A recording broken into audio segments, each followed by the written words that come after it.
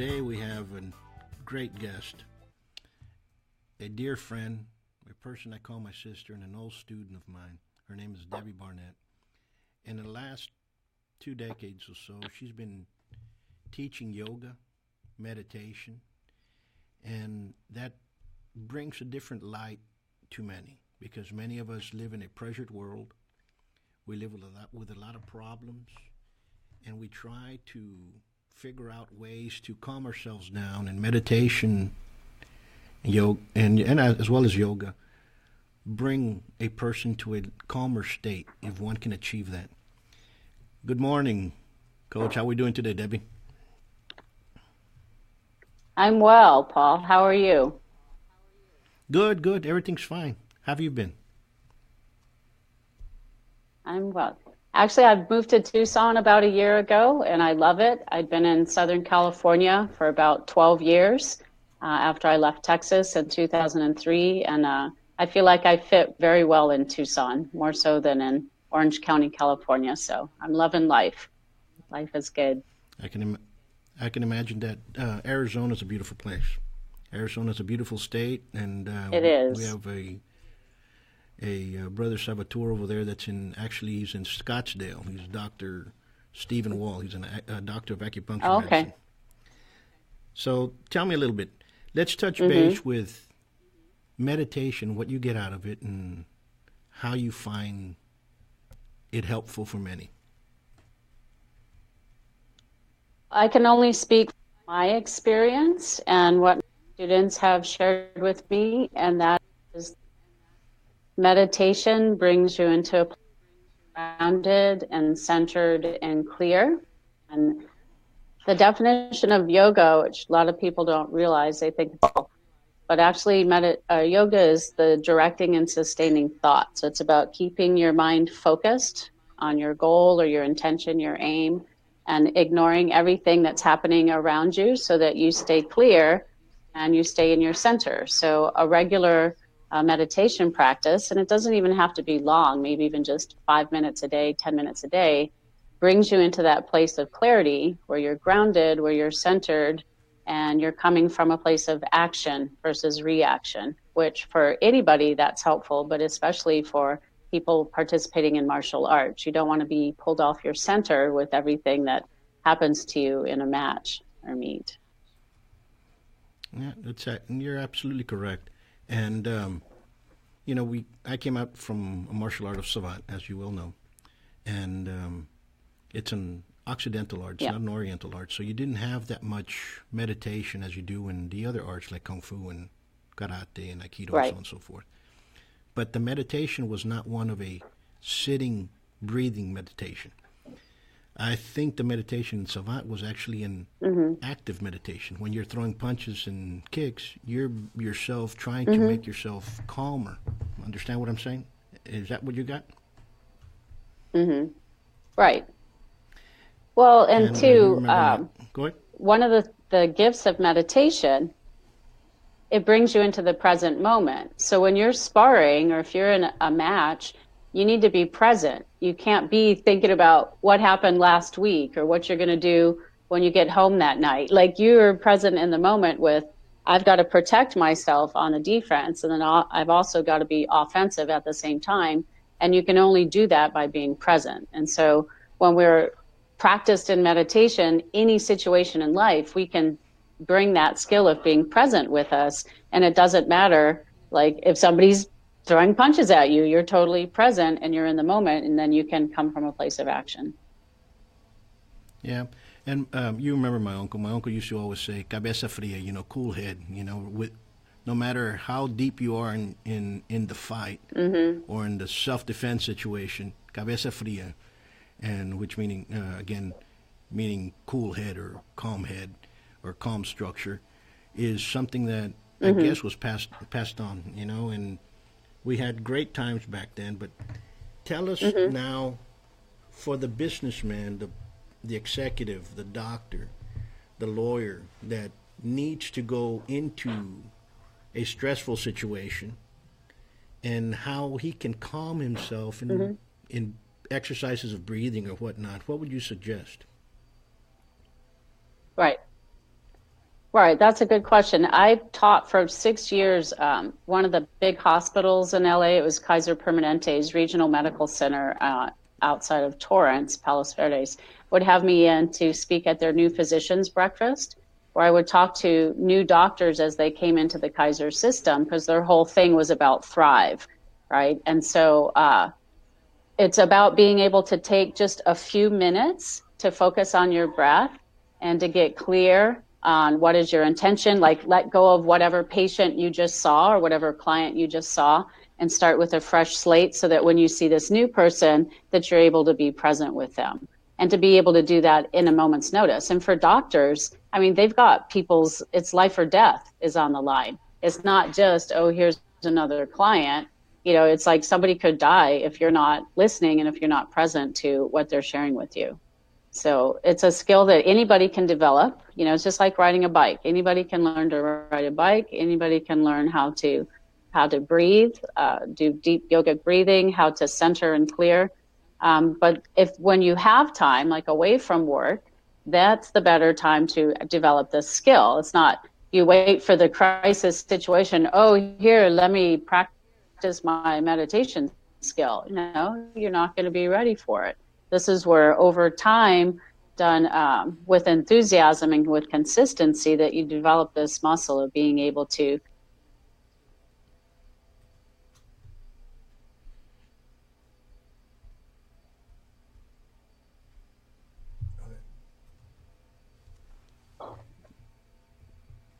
Can you hear me? So, yeah, I can hear you. So, with breathing, what are simple techniques that you can suggest people to do?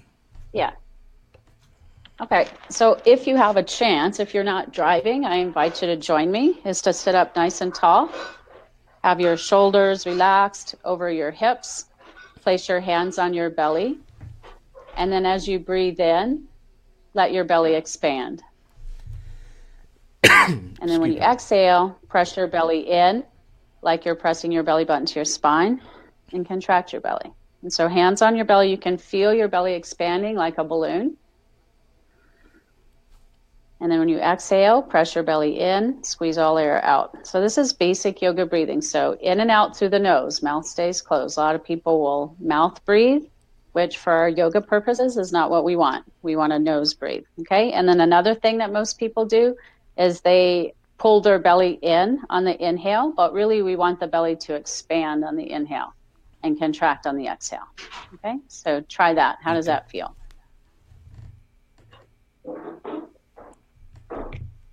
Good. Yeah, it's different. So it takes practice for people to be able to do that. And that's what, when you go to a yoga class, they'll teach you that type of breathing, but then applying it off the mat and in your life in a stressful situation. That just by taking deep breaths, you're activating what's known as your parasympathetic nervous. So that's known as rest and digest. When we're stressed out, when our sympathetic nervous system is active, we're in fight, adrenaline and cortisol going. Switch is just by taking deep breaths, right? And it brings us into a calmer state, and it engages what's called the vagus nerve that runs from our neck. It goes all the way through every organ down into our thigh, and it's tied into that parasympathetic response. So just by taking deep breaths, you're stimulating that vagus nerve that helps to calm you down. That's awesome. That's awesome. Let's touch base on another angulation of yoga. What can, because it's just like martial arts, as we spoke before. There's martial arts in every corner. Now, in 10, 15 years ago, you couldn't hear yoga. You knew that yoga existed. But more and more in today's world, you start seeing yoga being taught in every rec center, every YMCA. Yeah. Most of your health clubs have yoga now. How can somebody know whether or not the person is certified, not certified, a good teacher, or just a fly-by-night? What's the difference? Right. That's a really good question and a big issue. very popular right now. It's very prevalent. Like when I started in 1979, there weren't yoga studios on every corner. And yoga teaching is a big revenue stream for a lot of yoga studios. Now, that's not to say that that's a bad thing, but is it a good thing that people who don't really have that much yoga background, they're just like, oh, yoga's great, I think I'll be a teacher. And then they go start teaching in these places. The good news is that it's exposing people to yoga. The trouble could be that people could get hurt because yoga is a lot more challenging than people realize. It's a lot tougher, and you have to leave your ego out of it and not be competitive, which in the West, everybody's competitive and they want to keep up. So you can really hurt yourself. And with an unskilled or unexperienced teacher, he or she doesn't know how to keep the class safe. I used to teach yoga to kids in jail. That was my saver, my selfless service is Hispanic gang members in Orange County. I was like a once on for 7.5 years. And I would tell them, well, certain kids that were getting out, some weren't getting out, but those that were getting out, I said, you can come and take yoga. Just because you don't have a lot of money, it shouldn't mean that you can't have yoga. One of the problems with it these days is in some places, not Tucson so much, but definitely Orange County and even in Dallas, is that yoga is so expensive, the average person can't afford it. And that's not right. Yeah. So finding correct. Places where there is yoga is good. Yeah. But then, how qualified is the teacher? And there's like standards, like I'm a registered yoga teacher, 500 hour and this and that, but it's something that you pay to have. Well, not everybody who is a qualified teacher wants to pay the fee to have this certification next to their name, but they might have had lots of years experience. So really it's just trying a class out. It's really about listening to your body. Do you resonate with the teacher or not? Do you resonate with that style? There's a lot of different styles of yoga. There's a lot of different types and varieties, and people think, oh, I'm going to go to hot yoga, or I'm going to do power yoga, and they have no experience, and then they get hurt and they blame it on yoga. And it's not really that. It's like they didn't choose the right class, and the teacher wasn't aware enough to tune in that this person is not in a class that's appropriate for them. And a teacher with experience and with a yoga background, his or herself will know. And I've turned people away from classes if it wasn't appropriate for them, because I'm not about just taking the money. I'm about people having this experience of union that yoga brings. And if you're hurt, or if you're going to pull a hamstring or something because you don't know how to back off, then that's not an appropriate class for you. Yeah, you're absolutely correct. I do the same thing. I turn down a lot more students than the ones that I accept, and me the way I teach. And just like in Savat, you have many more now, more people doing Savat now than when we started. You were in the first school of Savat in the United States, which was ours, and we were very proud of that. In fact, one of the definitions that you have is you're still one of the international delegates of the international federations. There's only 3 of us, and it's hard to imagine, hard to fathom that, right? But you have a lot of people now that see Savat through YouTube, or they see Savat somewhere, and all of a sudden start teaching it. Yeah. And people start getting hurt. And you need to learn. You need to be. Yeah. You have to do that apprenticeship, and that apprenticeship builds you as a teacher. And that's what we pride ourselves with. It's not only just kicking and punching. You have to do it correctly, because, as you know, if you throw punches and kicks, you can hurt yourself just as bad. And what I've been seeing here in Laredo is a lot of women come to Savat, for self-defense, and they'll say, you know what, I'm going to go to yoga because it's for it benefits me. Then they come back later on, or I see them later on, and they say, well, you know what, I tore my lower back, I blew a hamstring. And I said, what were you doing?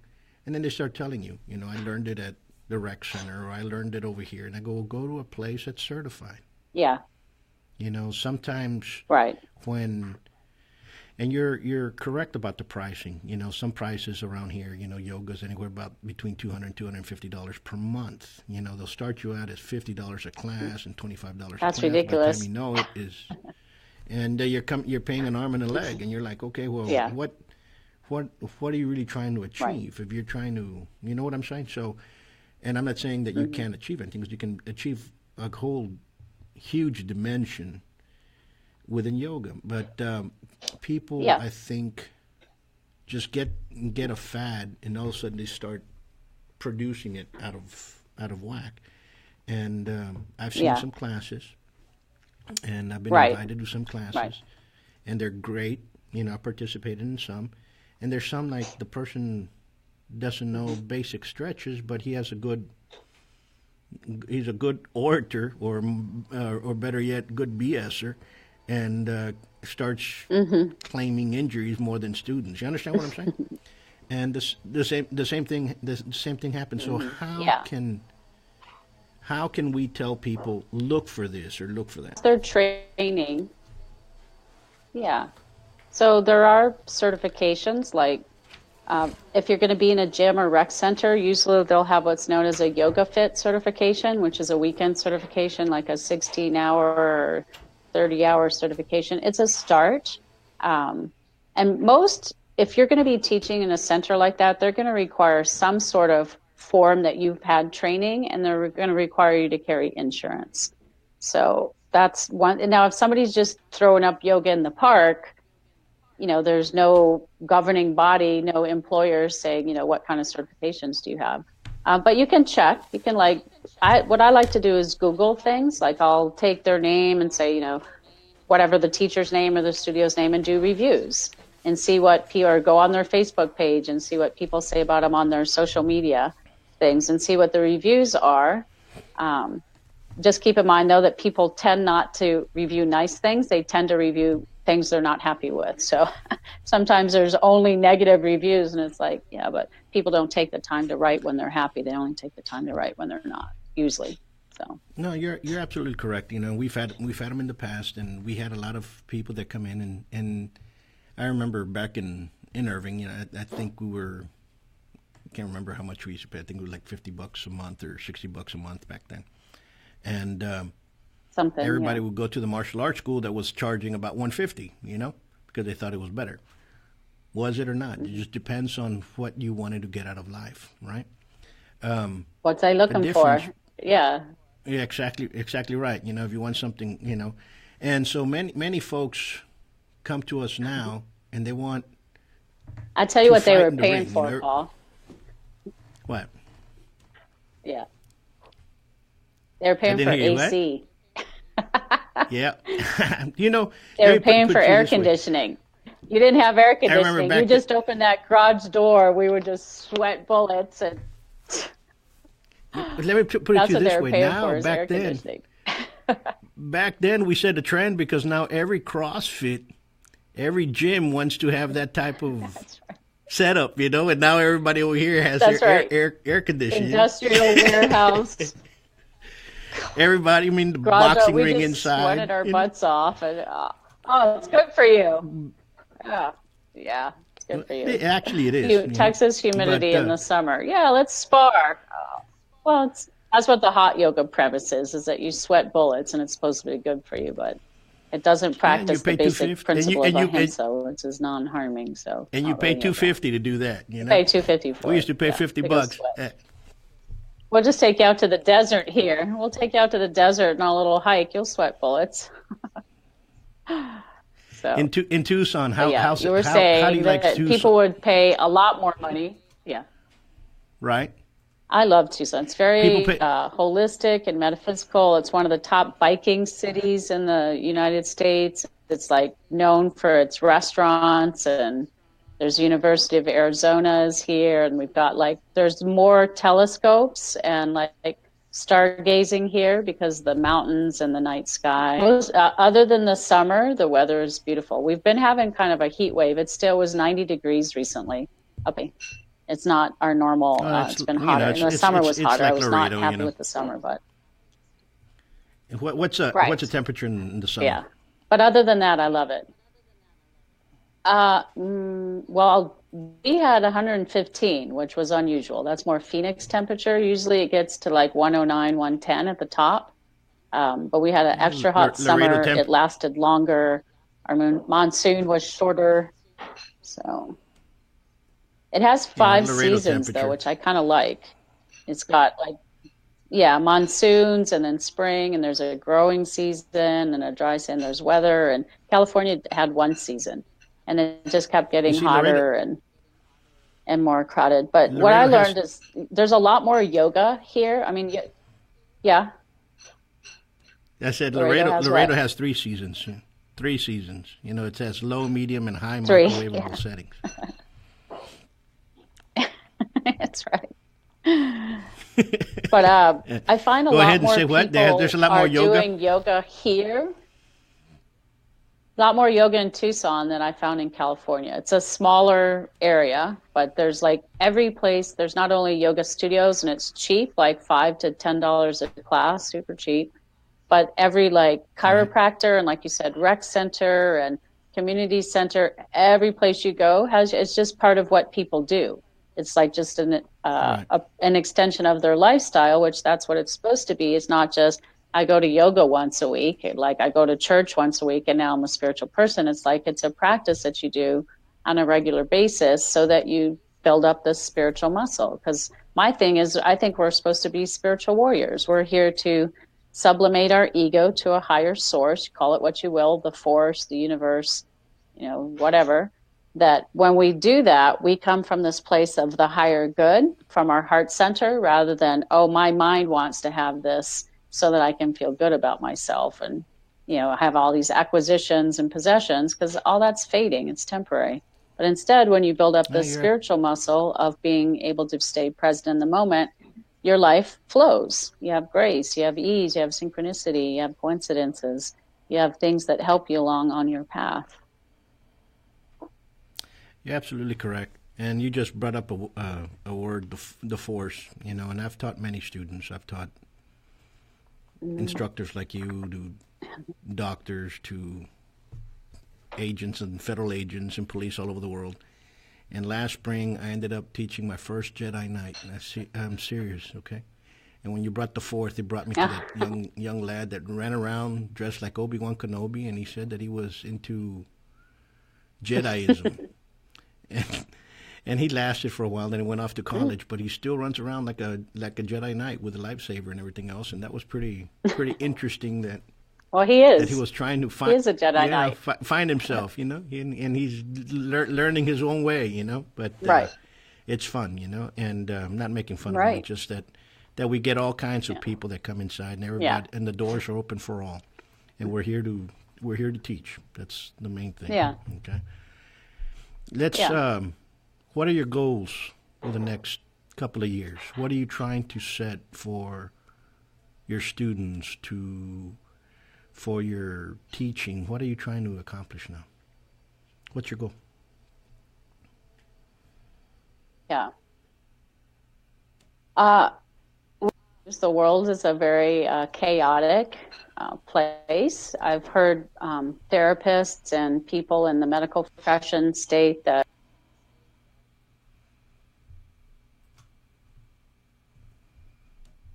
you heard people in different fields, what?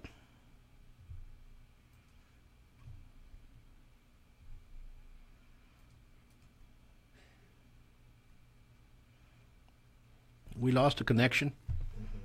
But what we'll do is we'll continue talking, and hopefully everybody got something out of this show. And until next time, we'll do great. And Coach Debbie, we'll touch base in a little while, and we'll do another show later on, okay? Until next time, peace.